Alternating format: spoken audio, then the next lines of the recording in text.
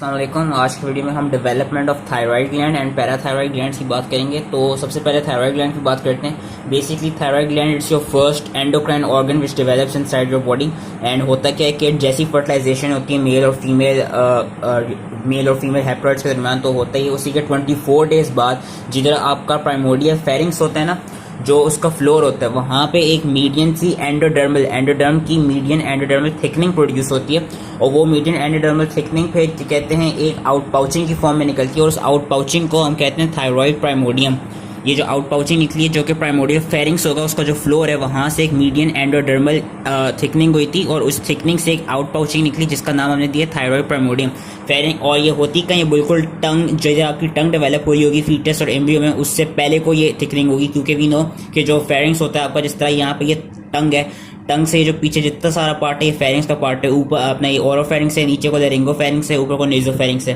तो basically 24 fertilisation के 24 days बाद आपकी प्राइमोडियल फेरिंग्स के फ्लोर पे मीडियन एंडोडर्मल थिकनिंग होती है। एंड देन वो median endodermal thickening out pouching में कन्वर्ट होती है। उस आउट पाउचिंग का नाम होता है थायराइड प्राइमोडियम। और थायराइड प्राइमोडियम फिर करता है कि थायराइड प्राइमोडियम ही आपका थायराइड ग्लैंड्स बनाएगा। तो सबसे पहले होता है कि जो थायराइड प्राइमोडियम है, जिधर आपकी टंग डेवलप होना शुरू हुई थी, वहाँ पे यही उसके प्राइमोडियल फेरिंग्स के फ्लोर में होता है। फिर ये थायराइड प्राइमोडियम एक तरफ से टंग से भी कनेक्टेड हुआ होता है, और देन ये नीचे को डिसेंड करता है। ये दिखाया हुआ है थायराइड प्राइमोडियम डिसेंड करता है, ऊपर ये टंग से कनेक्टेड हुआ है। जिस डक्ट के थ्रू वो टंग से कनेक्टेड हुआ है ना, उस डक्ट का नाम होता है थायरोग्लॉसल डक्ट।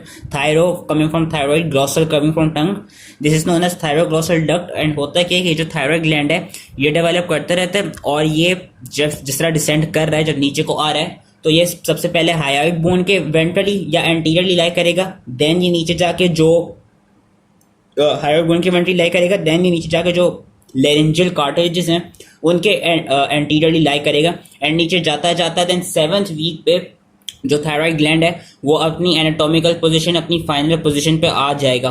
ठीक है, ये याद रखनी कि 7th वीक तक थायराइड ग्लैंड की जो डेवलपमेंट है, जो बेसिकली उसकी फाइनल पोजीशन है, वहां तक वो चला जाएगा, डिसेंड होकर चला जाएगा। एंड 7th वीक तक की फिर होगा क्या कि जिस डक्ट के थ्रू ये कनेक्टेड हुआ था थायरोग्लॉसल डक्ट, ये डक्ट फिर ऑब्लिटरेट कर जाएगा। जैसे ही ऑब्लिटरेट करेगा, यानी ये डक्ट खत्म हो जाएगा, वैसे ही जहां पे ये टंग के साथ अटैच था, जिस प्रोक्सिमल रीजन से ये डक्ट बनना शुरू हुआ था और जिस रीजन से टंग के साथ अटैच था, वो जो प्रोक्सिमल रीजन था वो कन्वर्ट हो जाएगा फोरामेन सीकम में, और जो थायराइड ग्लॉसल डक्ट है वो ऑब्लिटरेट हो जाएगा। एंड लैरिंग्स जो है वो जो थायराइड ग्लैंड है वो अपनी जो एनाटॉमिकल पोजीशन है वहां पे आ जाएगा। एंड होता क्या है कि जैसे ये डिसेंड कर रहा होता है, सबसे पहले जो थायराइड प्राइमोडियम होता है वो बिल्कुल हॉलो होता है, यानी खुला होता है, उसके अंदर कोई सेल्स नहीं होते। आहिस्ता आहिस्ता उसके अंदर सॉलिड मैस ऑफ सेल्स आते हैं। एंड जैसे ही वो जितने सारे सॉलिड मैस ऑफ सेल्स आएंगे और प्रोलिफरेट करेंगे उसके अंदर, तो उससे थायराइड ग्लैंड्स के दो लोब्स बनते हैं, राइट और लेफ्ट लोब, जो कि आपस में बीच से कनेक्टेड हुए होते हैं इस्थमस से। ये उन्होंने दिखाया भी कि जो थायराइड ग्लैंड के दो लोब्स हैं, राइट लोब लेफ्ट लोब, ये बीच में इस्थमस से कनेक्टेड हुए होते हैं। एंड कुछ पीपल में ऐसा होता है कि अराउंड 50% पॉपुलेशन में एक और एक्सेसरी लोब प्रोड्यूस होता है आपकी एंडोडर्मल ग्रोथ से, आपकी सेल्स की प्रोलिफरेशन से, जिसका नाम होता है पिरामिडल लोब। जो पिरामिडल लोब है ये बेसिकली 50% पॉपुलेशन में होता है, बिल्कुल इस्थमस के ऊपर लाई करता है। एंड पिरामिडल लोब की खास बात क्या है कि ये ऊपर हाइड्रोइड बोन से कनेक्टेड हुआ होता है, या तो किसी फाइब्रस टिश्यू से, या किसी स्मूथ मसल से, या both fibrous tissue smooth muscle से, बोथ से जो पिरामिडल लोब होगा वो हाइड्रोइड बोन से कनेक्टेड हुआ होगा। लेट्स सपोज ये कोई फाइब्रस मसल होगा या स्मूथ फाइब्रस टिश्यू या स्मूथ मसल होगा। एंड स्नेल्स में इस चीज का नाम दिया गया लिवेटर ग्लैंडुलर थायरॉइडिया। ये स्नेल में लिखा गया कि जिससे पिरामिडल लोब हाइड्रोइड बोन से अटैच हुआ होता है। तो 7th वीक तक हमने याद रखना है थायराइड ग्लैंड की डेवलपमेंट पूरी हो जाती है। एंड ये जरूरी क्यों है? क्योंकि जो थायराइड ग्लैंड है, we know it produces T3 and T4। And जो थायराइड हार्मोन्स हैं ये बेसिकली आपकी नियोनेटल लाइफ में, स्पेशली सेंट्रल नर्वस सिस्टम की डेवलपमेंट के लिए काफ़ी इंपॉर्टेंट होता है। अगर आपका क्या कहते हैं जो थायराइड ग्लैंड है वो सही से डेवलप नहीं हुआ, तो कुछ केसेस में क्या होता है, जो कि काफ़ी कॉमन होते हैं, आपके जब चाइल्ड पैदा होता है तो उसको कॉन्जेनिटल हाइपोथायरॉयडिज्म होता है, जिसको हम कहते हैं क्रेटिनिज्म। एंड क्रेटिनिज्म में यही होता है कि उसको जैसा चांस कि जो चाइल्ड है वो it will have many neuro developmental problems, it will have many mental retardation, मतलब जितने भी न्यूरो डिजेनरेटिव प्रॉब्लम्स है ना वो उसको हो सकते हैं। उसको इनफर्टिलिटी हो सकती है, उसको साथ में यूरिनरी ट्रैक्ट और कुछ किडनीज में भी मसला हो सकता है, जो कि प्रोड्यूस नहीं होता है आपका क्या कहते हैं कॉन्जेनिटल हाइपोथायरॉयडिज्म की वजह से ही होता है कि रीनल एंड यूरिनरी ट्रैक्ट के डिफेक्ट्स आ सकते हैं, बाकी कोई न्यूरो डेवलपमेंटल डिसऑर्डर्स आ सकते हैं। एंड साथ में उसको इनफर्टिलिटी भी हो सकती है उस चाइल्ड में। तो that was the clinical related to it. बाकी हमने ये याद रखने कि वो जो मैंने बताया था कि जब ये डिसेंट हो रहा होता है थायरोग्लॉसल डक्ट के थ्रू, तो होता क्या है कि इसके अंदर आपको पहले हॉलो होता है, फिर हॉलो के बाद उसमें कुछ solid mass of sales produce हो जाते हैं। बाद में होता है कि वही सॉलिड मैस ऑफ सेल्स आपका राइट और लेफ्ट लोब्स बनाते हैं। देन आफ्टरवर्ड्स होता है कि वो जो सॉलिड मैस ऑफ सेल्स होते हैं, जो median endodermal solid mass of cells होते हैं, उनके अंदर फिर पॉलिफरेशन होना शुरू होती है। वो जो एपिथेलियल सेल्स होते हैं उनके दरमियान कॉर्ड्स बनना शुरू होती हैं। एंड होता है कि जो उनके आसपास वेस्कुलर मीजनकाइम होते हैं ना, वो आके उनके अंदर प्रोलिफरेट करता है। जैसी सराउंडिंग से वेस्कुलर मीजनकाइम उनके अंदर आता है और वो जो एपिथेलियल कॉर्ड्स होती हैं वो फिर उनको डिफरेंशिएट कर देता है फॉलिकुलर सेल्स में, जो कि थायराइड ग्लैंड के अंदर होते हैं। एंड फॉलिकुलर सेल्स के साथ साथ उनके अंदर अराउंड 11th वीक उनमें एक ल्यूमेन बन जाता है, जिसको हम कहते हैं कोलॉइड।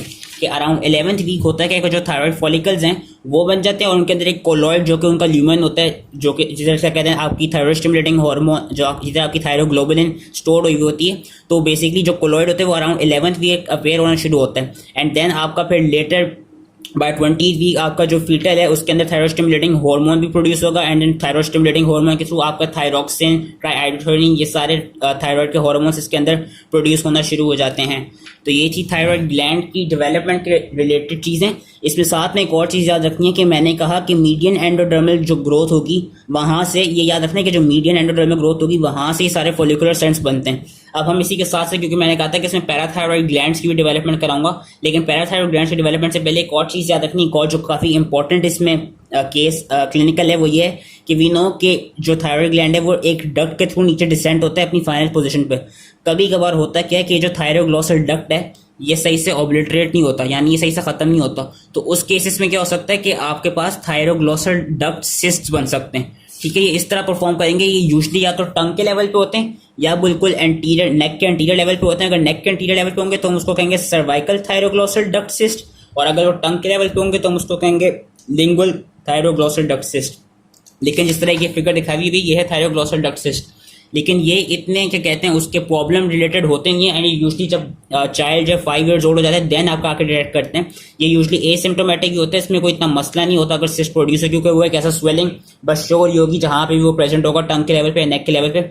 मसला बताऊं कब आता है? मसला तब आता है जब इन सिस्ट्स में कोई इन्फेक्शन आ जाए, क्योंकि जब इन सिस्ट में कोई इन्फेक्शन आएगा ना तो उससे होगा क्या, और ये मोस्ट इंपॉर्टेंटली आपका जो सर्वाइकल थायरोग्लॉसल डक्ट सिस्ट होते हैं उनमें होता है कि अगर इनमें कोई खुदा ना खासा इन्फेक्शन आ जाए तो उसके आसपास जो स्किन है वो परफोरेट कर जाएगी। जब वो स्किन परफोरेट कर जाएगी तो उसमें क्या बन जाएगा, उसमें एक साइनस बन जाएगा जिसको हम कहेंगे thyroglossal duct cyst sinus, sorry thyroglossal duct sinus.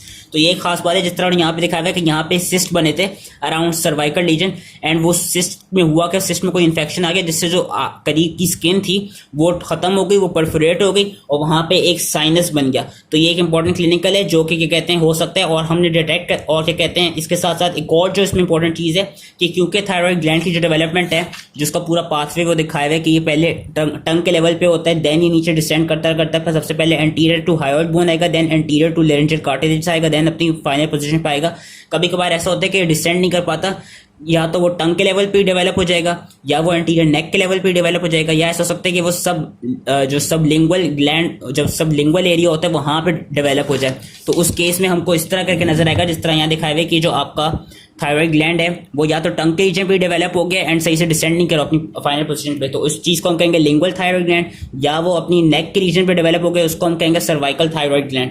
लेकिन क्योंकि इसमें नजर आ रहा है कि दोनों लिंगुअल थायराइड ग्लैंड जो ये एक्स आपका क्या कहते हैं जो थायराइड ग्लैंड की डेवलपमेंट है, अगर वो बहुत अर्ली एक तरफ से एक जगह पे बन गया, सही से डिसेंड नहीं हुआ, तो हम देख सकते हैं कि दोनों जगहों पे बिल्कुल ये भी सिस्ट की तरह लगा है, जिस तरह यहाँ पे भी सिस्ट लग रहा है एंड यहाँ पे भी सिस्ट लगा है। तो इसको डिटेक्ट करने के लिए, इसको डिफ्रेंशिएट करने के लिए कि किसी बंदे में जो स्वेलिंग हुई भी है ये या तो एक्स आपका क्या कहते हैं थायराइड ग्लैंड का प्रेजेंट है या किसी सिस्ट की वजह से प्रेजेंट है, तो उसको डिटेक्ट करने के लिए हम अल्ट्रासोनोग्राफी यूज करते हैं। अल्ट्रासाउंड के थ्रू हम डिटेक्ट कर सकते हैं कि ये जो आपका थायराइड ग्लैंड है ये या तो एक्टोपिक थायराइड ग्लैंड है या ये फिर कोई थायरोग्लॉसल डक्ट सिस्ट है। So that was related to thyroid gland. अब मैंने कहा था कि मैं इसमें पैराथायराइड ग्लैंड्स की भी पढ़ाऊंगा। पैराथायराइड ग्लैंड्स की बहुत आसान है, बस आपने जो फेरेंजियल आर्चेस एंड जो फेरेंजियल पाउचेस हैं वो याद रखना है। बेसिकली आपने याद रखना है कि जो पैराथायराइड ग्लैंड्स होते हैं वो 3rd and 4th pharyngeal pouches से डिराइव होते हैं। तो ये 1st, 2nd, 3rd, 4th pharyngeal pouches दिखाई हुई है, दोनों में ये चीज़ याद रखनी है कि जो दोनों 3rd और 4th का डॉर्सल यानी पीछे वाला थर्ड और फोर्थ का जो डोर्सल पार्ट होगा वहीं से आपका वही उसी में जो एपिथेलियल सेल्स होंगे उन्हीं की डिफरेंशिएशन से, उन्हीं की प्रोलिफरेशन से पैराथायरॉइड ग्लैंड्स बनेंगे। जिस तरह थर्ड फेरेंजियल पाउच जो है उसका जो सॉलिड डोर्सल बल्बर पार्ट होगा वो बनाएगा पैराथायरॉइड ग्लैंड, वेरेस जो उसका ये वेंट्रल आगे को वेंट्रल इलोंगेटेड नैरो पार्ट होगा ये बनाएगा, जो वेंट्रल इलोंगेटेड नैरो पार्ट होगा ये बनाएगा थर्ड पाउच में थाइमस। और तो ठीक है, तो इसमें मैंने कहा कि जो थर्ड का डोर्सल पार्ट होता है, जो डोर्सल सॉलिड बल्बार पार्ट होता है वो बनाएगा इंफीरियर पैराथायरॉइड ग्लैंड, वेरेस जो वेंट्रल इलोंगेटेड नैरो पार्ट होता है वो बनाएगा थाइमस। एंड यही चीज इन्होंने यहाँ पे दिखाई है कि ये फर्स्ट फेरेंजियल पाउच है, ये सेकंड है, ये थर्ड से एरोस के थ्रू दिखाया हुआ है कि जो इंफीरियर पैराथायरॉइड ग्लैंड है ये यहाँ पे नीचे को जाके लाई कर रहे हैं एंड ये नीचे को क्या कहते हैं, ये थाइमस बन रहे हैं। एंड ये करते कब है, ये एपिथेलियल डिफरेंशिएशन होती कब है, ये होती है अराउंड 6th वीक। और same with superior parathyroid gland, superior parathyroid gland आपकी फोर्थ फेरेंजियल पाउच से डेराइव होते हैं। फोर्थ के भी जो डोर्सल बल्बार पार्ट होगा वहां से पैराथायरॉइड ग्लैंड डेवलप होंगे, वेरस जो आपका इलोंगेटेड एंड वेंट्रल पार्ट होगा वो बनाएगा अल्टीमा फेरेंजियल बॉडी। इस अल्टीमा फेरेंजियल बॉडी की मैं खास बात बताता हूँ, पैराथायरॉइड ग्लैंड से बस आपने याद रखनी कि अराउंड 6 वीक जो डोर्सल बल्बार पार्ट होगा अगर तो वो थर्ड फेरेंजियल पाउच में डिफरेंशिएशन होगी तो वो थर्ड से बनने inferior parathyroid gland, versus fourth से बनने सुपीरियर पैराथायरॉइड ग्लैंड। इन्होंने यहाँ पे दिखाया हुआ भी है कि फोर्थ से ही बनने सुपीरियर, थर्ड से बनने इंफीरियर पैराथायरॉइड ग्लैंड। एंड यहाँ पे भी एक फिगर में दिखाया हुआ है कि फोर्थ पाउच से बने superior parathyroid gland, versus third से बने हैं इंफीरियर पैराथायरॉइड ग्लैंड। इसमें बस एक एक्टोपिक पैराथायरॉइड ग्लैंड्स की क्लिनिकल आते हैं एंड वो यूजुअली इंफीरियर पैराथायरॉइड ग्लैंड से रिलेटेड होते हैं कि सिंस इंफीरियर पैराथायरॉइड ग्लैंड आपका थाइमस के साथ डेवलप होते हैं तो कभी कभार पैराथायरॉइड ग्लैंड्स की जो पोजीशन है, जो एनाटॉमिकल पोजीशन होती है, कभी कभार जो इंफीरियर पैराथायरॉइड ग्लैंड है वो थायरॉइड ग्लैंड के बिल्कुल पोस्टीरियरली लाई नहीं कर रहे होंगे, कभी कभार वो नीचे थोरैक्स के रीजन में लाई कर रहे होंगे जहाँ पे थाइमस होते हैं, या वो उधर लाई कर रहे होंगे जहाँ पे bifurcation of common carotid artery होती है। तो that was related to ectopic parathyroid glands. And कभी कभार ऐसा होता है कि supernumerary more than 4 parathyroid glands आपके डेवलप हो जाते हैं। So that's another clinical. बस इसमें एक इंपॉर्टेंट चीज ये थी कि हमने देखा जो फोर्थ फेरेंजियल पाउच है उसका जो डोर्सल बल्बार पार्ट है वो तो बना रहा है सुपीरियर पैराथायरॉइड ग्लैंड, लेकिन जो उसका वेंट्रल इलोंगेटेड नैरो पार्ट होगा ना वो बनाएगा Ultima pharyngeal body. Ultima pharyngeal body जो उन्होंने यहाँ ग्रीन एरोस दिखाई हुई है, इसकी खास बात क्या है जो उन्होंने यहाँ पे भी दिखाई हुई है कि अल्टीमा फेरेंजियल बॉडी बेसिकली जो थायराइड ग्लैंड बन रहा था, जो मैंने यहाँ पे दिखाया था, थायराइड ग्लैंड की जो डेवलपमेंट थी वो हो रही थी through median endodermal thickening, through median endodermal growth. जब जो अल्टीमा फेरेंजियल बॉडी होती है ना वो बेसिकली लेटरली आती है एंड लेटरली आके करता है कि वो थायराइड ग्लैंड के अंदर जाके मतलब थायराइड ग्लैंड के अंदर चली जाती है। एंड अल्टीमा फेरेंजियल बॉडी क्या बनाती है, अल्टीमा फेरेंजियल बॉडी दिखाया हुआ भी है कि थायराइड ग्लैंड के अंदर चली जाती है, लेटरली आती है एंड ये बनाती है, ये बनाती है थायराइड ग्लैंड के पैराफोलिकुलर सेल्स। जो मीडियन एंडोडर्मल ग्रोथ है जो कि प्राइमोरियल फेरिंग्स के फ्लोर पे स्टार्ट हुई थी वो बनाएगी थायराइड ग्लैंड के फॉलिकुलर सेल्स, वेयर जो अल्टीमा फेरेंजियल बॉडी होती है वो बनाती है पैराफोलिकुलर सेल्स। और पैराफोलिकुलर सेल्स की क्या खास बात है कि they are also known as C cells, they basically produce calcitonin from thyroid gland. जो फोलिकुलर सेल्स है वो ट्राइआयोडोथायरोनिन और थायरोक्सिन प्रोड्यूस करते हैं, वेयर जो अल्टीमा फेरेंजियल बॉडी के पैराफोलिकुलर सेल्स होंगे जो पैराफोलिकुलर सेल्स फेरेंजियल बॉडी से डिफरेंशिएट होंगे वो बेसिकली बना रहे होंगे आपकी कैल्सीटोनिन, हार्मोन कैल्सीटोनिन प्रोड्यूस कर रहे होंगे। एंड एक और खास बात कि जो आपके पैराथायराइड ग्लैंड्स होते हैं, होता क्या है कि इनका जो एपिथेलियम है वो ड्यूरिंग 5th वीक इनका एपिथेलियम प्रोलिफरेट कर रहा होता है एंड इनके भी आसपास जो वेस्कुलर मीजन कायम आएगा वो इनके अंदर आएगा, इनके अंदर जाके वो क्या कहते हैं मतलब बेसिकली इनके अंदर जाएगा एंड इनके अंदर जाके वो क्या करेगा, डिफरेंशिएट हो जाएगा और पैराथायराइड ग्लैंड्स के सेल्स बनाएगा जो कि होते हैं चीफ सेल्स। जो पैराथायराइड ग्लैंड के चीफ सेल्स हैं वो प्रोड्यूस होते हैं और वो फीटल लाइफ में प्रोड्यूस होते हैं। जो उसके ऑक्सीफिल सेल्स होते हैं ना वो बर्थ के अराउंड 5 to 7 ईयर्स बाद बनते हैं, जिनका अभी तक कोई फंक्शन हमें पता नहीं है, सिर्फ हमें चीफ सेल्स का ही फंक्शन पता है। चीफ सेल्स का फंक्शन है कि वो पैराथायराइड हार्मोन रिलीज करते हैं। So that was it related to thyroid and parathyroid gland development. I hope ये इजीली समझ में आ गया। जिन्होंने यहाँ पे दिखाया हुआ भी कि ये एक्टोपिक इंफीरियर पैराथायराइड ग्लैंड है, जो सुपीरियर पैराथायराइड ग्लैंड है ये अपनी नॉर्मल लोकेशन पे लाई कर रहे हैं एंड ये दिखाया हुआ ये परसिस्टेंट थायरोग्लॉसल डक्ट है। So that was it and ये फिगर को सही से पढ़ लीजिएगा। आई होप ये इजीली समझ में आ गया एंड थैंक यू।